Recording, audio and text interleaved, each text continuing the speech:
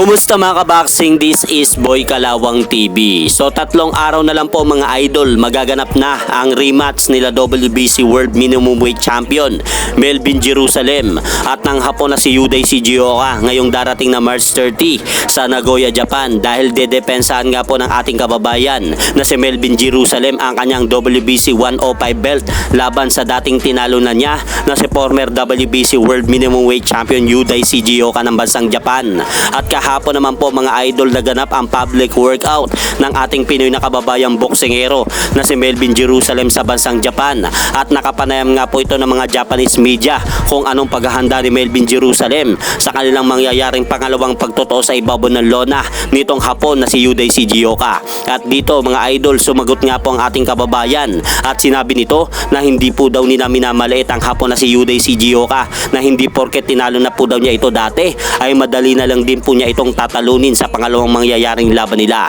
dahil alam po daw ni Melvin Jerusalem mga idol na sabik na makabawi itong Hapon sa kanya, itong si Yuday Sigioka, at mabawi nito ang titulong WBC 105 belt sa kanya. At sa kabilang balita naman, ayon nga po dito sa Ring Magazine, sinabi po daw ni former 5 Division World Champion at undefeated retired boxer Floyd Money Mayweather na sa tingin po daw nito sa estado ngayon sa sport ng suntukan, si Terence Crawford po daw ang pinakamahusay na boksingero sa buong mundo. At eto nga po mga idol ang sinabi ni Floyd Mayweather, basahin po natin. I think Terence Crawford right now in the sport of boxing is the pound for pound best fighter. At sa kabilang balita naman mga idol, official na nga pong inanunsyo ang magaganap na rematch nila current WBA World Super Flyweight Champion Fernando Pomita Martinez at Japanese boxer Kazuto Ioka, dahil ayon nga po dito sa inilabas na balita ng ESPN insider na si Salvador Rodriguez, magaganap nga po ang sagupaang Fernando Martinez versus Kazuto Ioka rematch